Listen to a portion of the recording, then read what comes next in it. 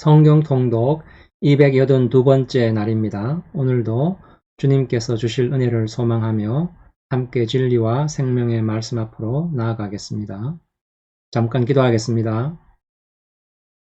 주님, 오늘도 하루를 시작하기 전 주님 말씀 앞에 나와왔습니다. 주님 말씀이 생명이요 진리임을 믿습니다. 주님 말씀으로 세임 얻게 하시고 주신 세임으로 오늘 하루를 승리하게 하시고 주님께 영광이 되는 하루 되게 하여 주시옵소서. 예수님의 이름으로 기도드리옵나이다. 아멘.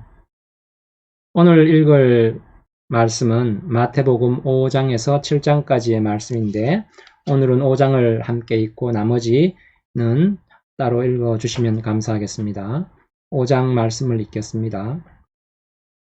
예수께서 무리를 보시고 산에 올라 앉으시니 제자들이 나아온지라 입을 열어 가르쳐 이르시되 심령이 가난한 자는 복이 있나니 천국이 그들의 것이며 애통하는 자는 복이 있나니 그들이 위로를 받을 것이며 온유한 자는 복이 있나니 그들이 땅을 기업으로 받을 것이며 의에 줄이고 목마른 자는 복이 있나니 그들이 배부를 것이며 긍휼히 여기는 자는 복이 있나니 그들이 긍휼히 여김을 받을 것이며 마음이 청결한 자는 복이 있나니 그들이 하나님을 볼 것이며 화평하게 하는 자는 복이 있나니 그들이 하나님의 아들이라 일컬음을 받을 것이며 의를 위하여 박해를 받는 자는 복이 있나니 천국이 그들의 것임이라.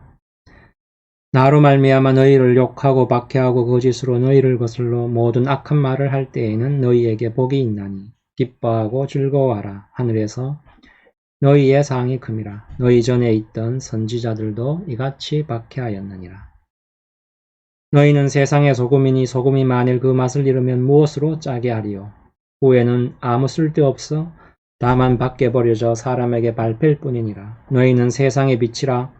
산 위에 있는 동네가 숨기지 못할 것이요.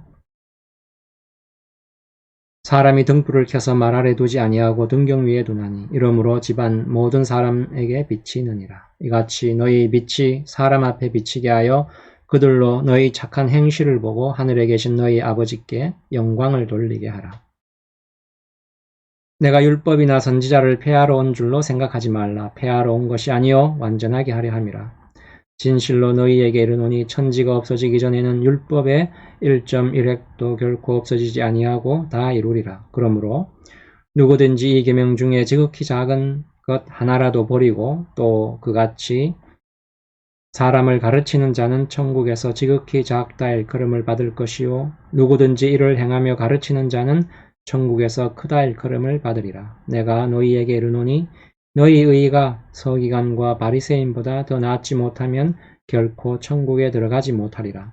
옛사람에게 말한 바 살인하지 말라. 누구든지 살인하면 심판을 받게 되리라 하였다는 것을 너희가 들었으나 나는 너희에게 이르노니 형제에게 노하는 자마다 심판을 받게 되고 형제를 대하여 라가라 하는 자는 공회에 잡혀가게 되고 미련한 놈이라 하는 자는 지옥불에 들어가게 되리라. 그러므로 예물을 제단에 드리려다가 거기서 내 형제에게 원망 들을 만한 일이 있는 것이 생각나거든 예물을 제단 앞에 두고 먼저 가서 형제와 화목하고 그 후에 와서 예물을 드리라.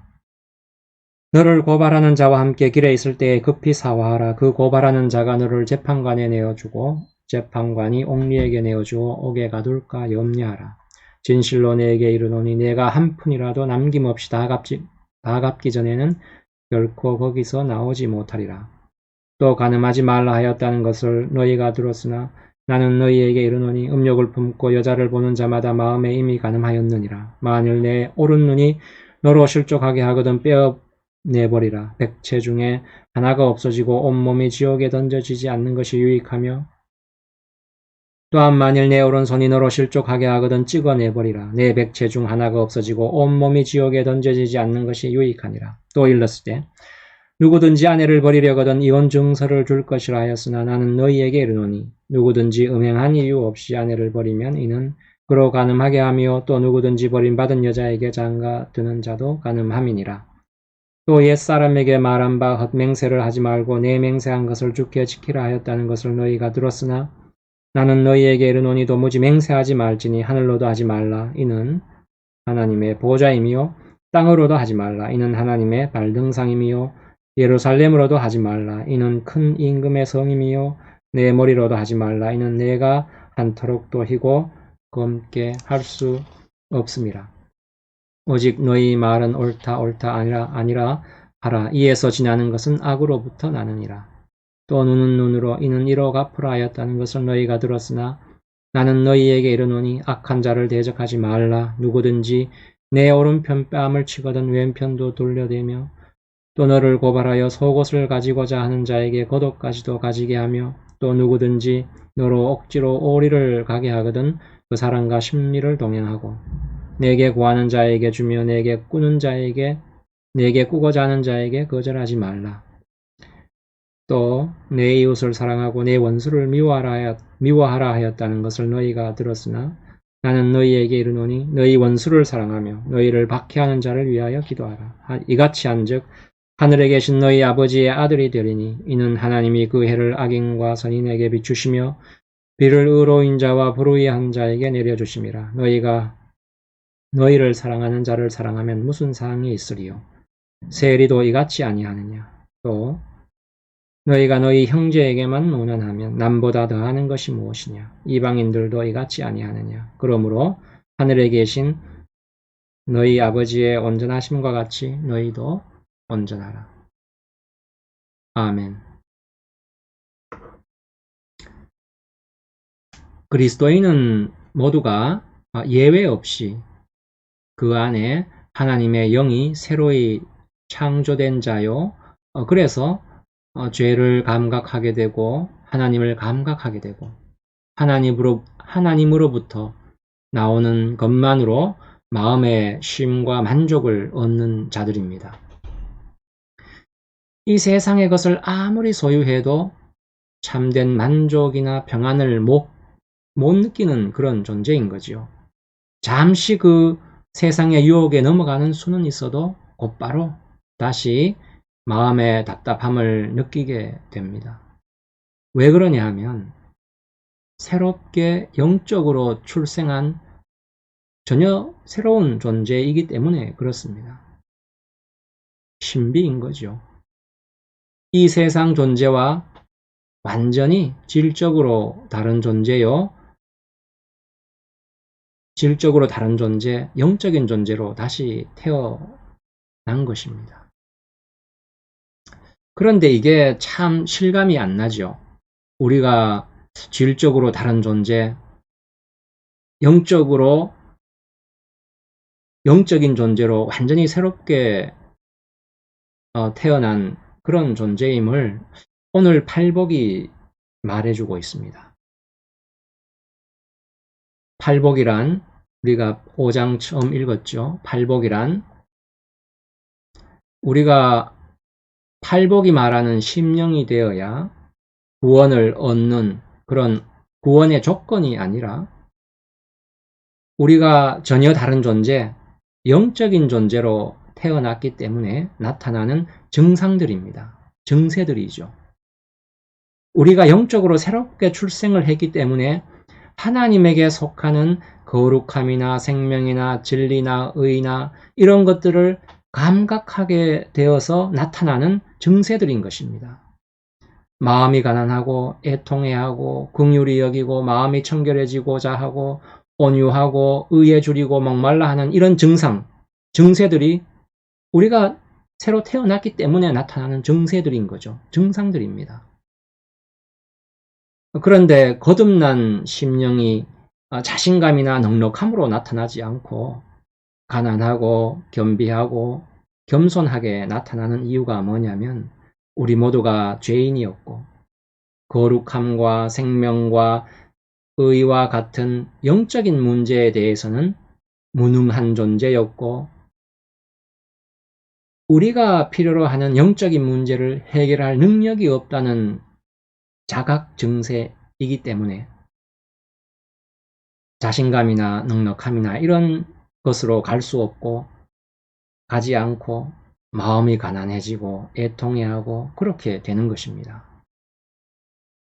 이를 통해 성경이 말하고 싶어 하는 것이 뭐냐면 예수를 믿어 하나님의 자녀된 우리의 존재를 무엇으로 아느냐 하면, 무엇으로 확인하느냐 하면, 우리 심령의 가난함, 애통함, 겸비함, 이런 것들로 알지, 자신감이나 부유함을 통해서 확인되는 것은 아니라는 것입니다. 우리가 주님을 믿음으로 받는 보상이란 나의 환경이나 조건이 변하거나 개선이 되거나 무슨 능력을 소유하거나 하는 것이 아니라 바로 우리의 심령이 이런 팔복이 말하는 심령의 상태가 되는 것을 말합니다. 심령이 가난하고 애통해하는 것은 하나님 앞에서 자기의 상태와 처지를 확인하고 하나님과 멀리 떨어져 있음을 통감하기에 나타나는 자각 증세인 거죠.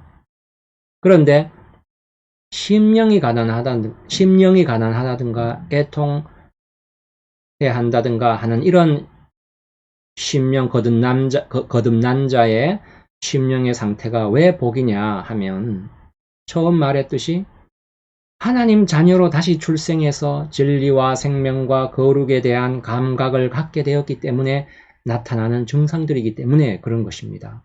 내가 이미 하나님에게 속한 사람이라는 증상이요, 내가 이미 하나님께 속한 사람이기 때문에 나타나는 증상이요, 또 그 표임과 동시에 내가 전혀 새로운 존재로 다시 출생한 그런 존재임을 증거하는 것이지요.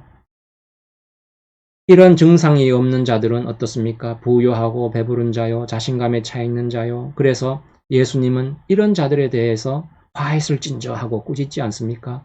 화있을진저 너희 배부른 자요, 화있을진저 너희 부유한 자요. 왜 이렇게 꾸짖습니까? 하나님을 감각하지 못하는 자들이기 때문에 그렇습니다. 죄를 감각지 못하고 하나님을 감각지 못하는 자들이기 때문에 그런 거지요. 그래서 그 심령이 죽은 심령인 것입니다. 팔복이 말하는 이 모든 현상들, 그러니까 마음이 가난해지고 애통해하고 온유하고 긍휼히 여기고 하는 이런 것들은 다 우리가 예수님과의 관계 안에 있기 때문에 나타나는 증세요, 증상이요, 그런 것이란 거죠. 그런데 바로 이어서 주님은 이런 상태에 있는 우리를 빛이요, 소금이라고 합니다. 팔복이 끝난 다음에 바로 너희는 빛이라, 너희는 소금이라 이렇게 선언하지 않습니까? 빛과 소금은 우리가 다시 영적으로 출생하게 되면 필연적으로 갖게 되는, 우리 안에 있을 수밖에 없는 우리의 영적 성향을 표현하는 말입니다. 물론 책임이기도 하지요. 예수 믿는 자의 신자된 책임을 말하기도 합니다. 빛은 어떻습니까? 빛은 흑암을 물리치고 사실을 드러내지 않습니까? 어둠 속에 숨겨져 있던 사실을 드러냅니다. 소금은 어떻습니까? 부패하는 것을 막지요. 빛과 소금의 역할이란 예수 그리스도의 자녀로 거듭난, 새로 출생한, 하나님의 자녀로 영적으로 새로 출생한 모든 존재들이 가지게 되는 어떤 영향력을 말합니다. 그런데 빛과 소금의 역할이란 우리가 전도를 하거나 사회에 봉사를 하거나 선을 행하거나 하는 그런 행동을 말하는 것이 아니라 그 이전에 본질적으로 우리의 속이 바뀌어서, 우리의 존재 자체가 바뀌지 않았습니까? 우리의 존재가 바뀌어서, 그래서 밖으로 나올 수밖에 없는, 자동적으로 밖으로 나올 수밖에 없는 그런 것이라는 사실입니다. 우리가 가만히 있어도 나올 수밖에 없는 어떤 영향력이라는 거죠. 우리 존재 자체에서 이미 그런 빛과 소금의 영향력이 있다는 것입니다. 우리는 이미 심령이 변화된 존재들입니다. 하나님의 거룩함, 하나님의 진리와 생명으로의 그 새로운 감각을 가지게 된 자들인 거죠.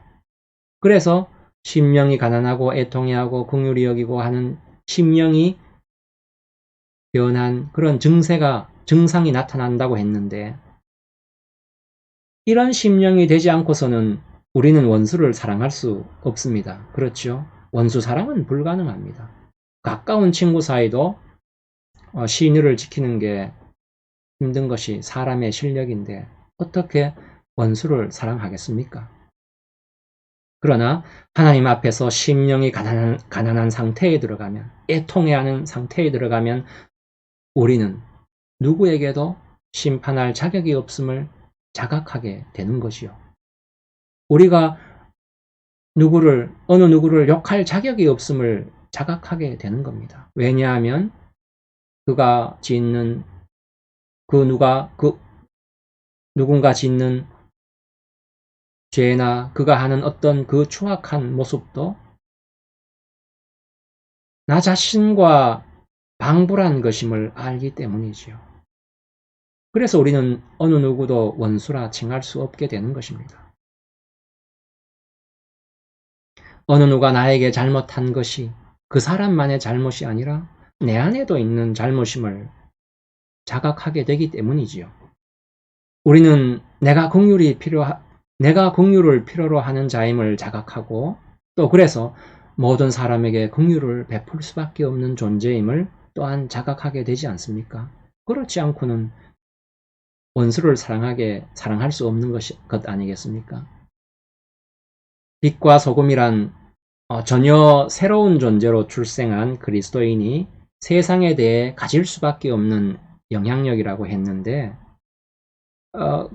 그런데 그 영향력이란 무슨 행동을 해서가 아니라, 그러니까 빛을 비춰라, 소금을 뿌려라, 무슨 명분 있는 운동을 해라 하는 그런 것이 아니라 우리의 존재 자체, 우리의 소금된 존재, 우리의 빛된 존재가 영향을 미칠 수밖에 없다는 그런 뜻입니다. 본질적으로. 우리의 존재가 영적으로 새로 출생한 존재이기 때문에 자동으로 이런 빛과 소금의 영향을 끼칠 수밖에 없다는 거죠. 원수를 미워하다가 조금 전에 보았듯이 팔복의 심령의 상태에서는 결국에는 언젠가는 원수를 용서하고 사랑하는데 이룰 수밖에 없게 되지 않았습니까? 이것이 하나님의 긍휼과 자비와 은혜를 입은 우리의 궁극적인 모습인 것입니다. 이게 또한 하나님의 성품을 닮아가는 우리의 모습이기도 하지요. 그런데 신자란 이 세상에서 어떤 대접을 받는가 할 때 미움의 대상이 된다는 것입니다. 세상으로부터 미움을 받지 않는다면 신자로서의 직무를 포기하고 있다는 거죠. 신자로서의 직무, 그게 뭐였습니까? 빛과 소금의 역할이었죠. 빛과 소금의 역할을 포기하고 있다는 것이죠. 그러니까 미움을 받지 않으면 세상으로부터.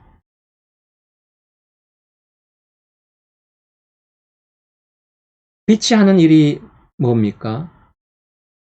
어두움 속에 감춰져 있는 사실을 있는 그대로 드러내지 않습니까?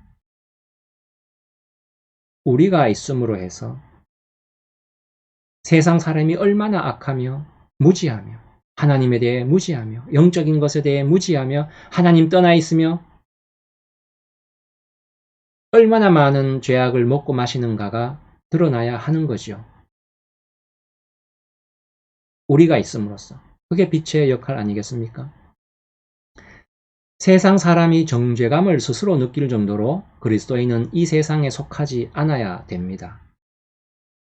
그게 빛과 소금의 역할이죠. 무슨 특별한 행동을 해서가 아니라 우리의 존재 자체가 그렇게 변했다는 것입니다. 영적으로 새로 출생해서 세상에 속한 존재가 아니게 되지 않았습니까? 세상 사람들의 행동의 꼬투리를 잡아서 지적하는 그런 정죄가 아니라 신자인 우리가 하나님 나라의 원리만을 기준으로 해서 살아갈 때 하나님을 떠나 있는 저들의 삶이 옳지 않다는 것을 저들은 느낄 수밖에 없게 만들어줘야 되는 것입니다. 팔복이 말하는 우리의 심령의 상태도 우리가 하나님 나라의 원리 아래 있기 때문에 나타나는 증세라고 했지요. 영적으로 새로 출생한 전혀 다른 존재로 출생한 존재이기 때문에 나타나는 증상이라고 했습니다. 이런 증세가 나타나면 세상은 우리를 미워합니다. 바로 여기에 신자의 아주 신비로운 위치가 있는 거지요. 신자는 이 세상 사는 동안에 세상 사람과 생존관계나 이해관계에 얽혀 싸움을 하지 않습니다. 신자는 항상 양보하고 손해보고 지고 사는 그런 존재지요. 그러나 어떻습니까? 그렇게 했는데도 훨씬 더 많은 조롱을 당하고 공격을 당합니다. 왜냐하면 신자가 불신자를 무언 중에 정죄하는 무엇이 있기 때문이죠. 저들의 세상 사람들의 삶의 모습과 원리에 우리들이 굳이 가서 틀렸다 하고 나가 싸우지 않아도 저들의 삶을 정죄하는 어떤 것이 우리 안에 있기 때문에 그렇습니다. 그래서 세상은 우리를 미워하는 거죠. 우리 안에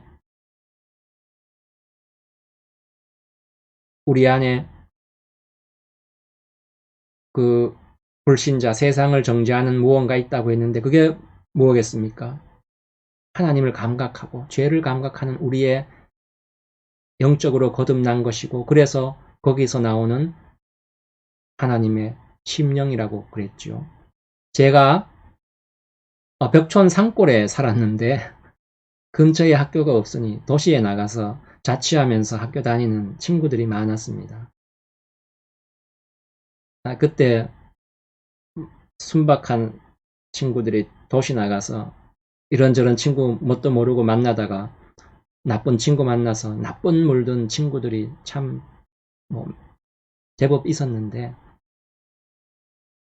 어느 학교나 화장실에서 담배 피며 조폭 흉내내고 노는 애들이 있지 않습니까? 있었지 않습니까? 시골선 순진한 친구 화장실 데려가서 자꾸 담배 한 모금 해봐 이렇게 물들이려고 하죠. 그래서 자기 편에 자꾸 끌어 넣으려고 합니다. 자기들 그 나쁜 물든 무리에 끌어들이려고 하죠.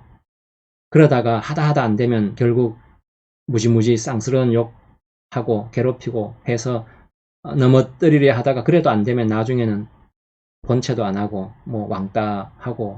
왕따 시키고 그러지 않습니까? 공범으로 만들려고 하다가 만들지 못하면 그 다음에는 몰아내고 자기들 딴에 왕따를 시킵니다. 시골서 온 그 친구가 아무 짓도 안 했는데 그 친구가 순진하고 순박하다는 이유만으로 나쁜 물을 들이려고 하는 거죠. 자기들하고 똑같은 물든 친구로 만들려고 하는 것입니다. 자기들이 본래부터 해온 짓거리들이 올바르지 않음을 본능적으로 감지하고 있기 때문에 자꾸 공범을 만드는 것입니다. 그래서 그 마음속에 자기들이 이미 옳지 못하다는 그런 두려움이 있어서 그러는 거죠. 세상이 우리 신자에 대해서 그렇습니다. 신자는 무슨 명분이 되는 행동을 해서 빛과 소금이 아니라 팔복의 그 거룩한 성품들을 계속 키워나가면, 충만하게 채워가면 세상이 우리를 미워하고 적대하게 되어 있습니다. 영적으로 새로 출생한 우리의 존재 자체가 그런 특성이 있는 것이죠. 그게 바로 빛과 소금의 역할인 것입니다. 세상은 신자인 우리는 진리와 생명을 향해 가고 있고 정작 자신들은 허망한 것을 쫓아가고 있다는 두려움을 자기도 모르게 가지고 있는 것입니다. 세상은. 그래서 세상 사람에게 죄에 대해서 얘기하면 그렇게 펄쩍펄쩍 뛰는 거죠. 그리고 신자가 하면 안 되는 일로 자꾸만 해봐 이거 한번 해봐 하면서 믿는 자를 넘어뜨리려고 하는 것입니다.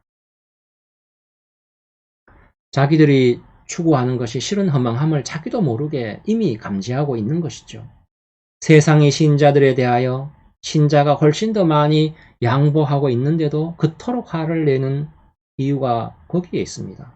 이런 싸움에서 넘어지면 안 되는 거죠. 지면 안 되는 것입니다. 그런데 신자된 우리가 팔복의 심령으로 살아서 빛과 소금의 역할을 하면 할수록 죄와 더러움 아래에 있는 세상 사람들은 우리를 회유하고 그러다 안 되면 조롱하고 그러다 안 되면 몰아 내려고 하는 게 당연한 것입니다. 그래서 팔복 5장이 팔복을 5장 1절부터 팔복이 시작하지 않습니까? 그 팔복의 마지막에 결론이 뭔 줄 아십니까? 10절에서 이렇게 10절 이하에서 이렇게 얘기하죠. 마지막 팔복을 이렇게 마무리합니다. 그리스도를 인하여 핍박을 받는 자는 하늘에서 상이 크다. 이렇게 마무리되는데 제가 한번 읽어보겠습니다. 5장 10절 의를 위하여 박해를 받는 자는 복이 있나니 천국이 그들의 것임이라. 나로 말미암아 너희를 욕하고 박해하고 거짓으로 너희를 거슬러 모든 악한 말을 할 때에는 너희에게 복이 있나니 기뻐하고 즐거워하라. 하늘에서 너희의 상이 큼이라. 너희 전에 있던 선지자들도 이같이 박해하였느니라. 그리고 나서 뭐가 나옵니까? 빛과 소금이 나오죠. 13, 14절에 너희는 세상의 소금이니 소금이 만일 그 맛을 잃으면 무엇으로 짜게 하리요. 후에는 아무 쓸데없어 다만 밖에 버려져 사람에게 밟힐 뿐이니라.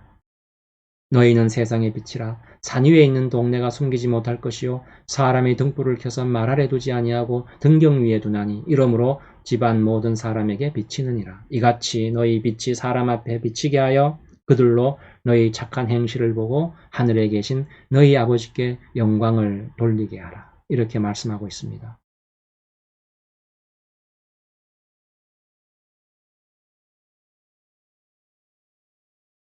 이 모든 것이 우리가 영적으로 전혀 다른 존재로 새로이 출생해서 생겨난 결과들입니다.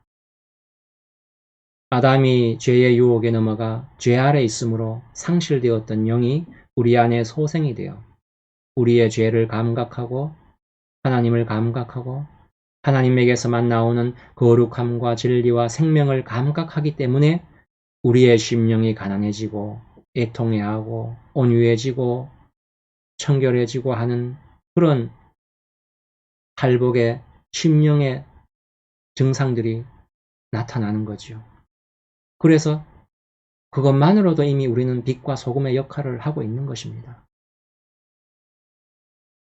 또 그렇기 때문에 세상이 우리를 미워하고 박해하는 거죠. 팔복이 그렇게 끝나지 않았습니까?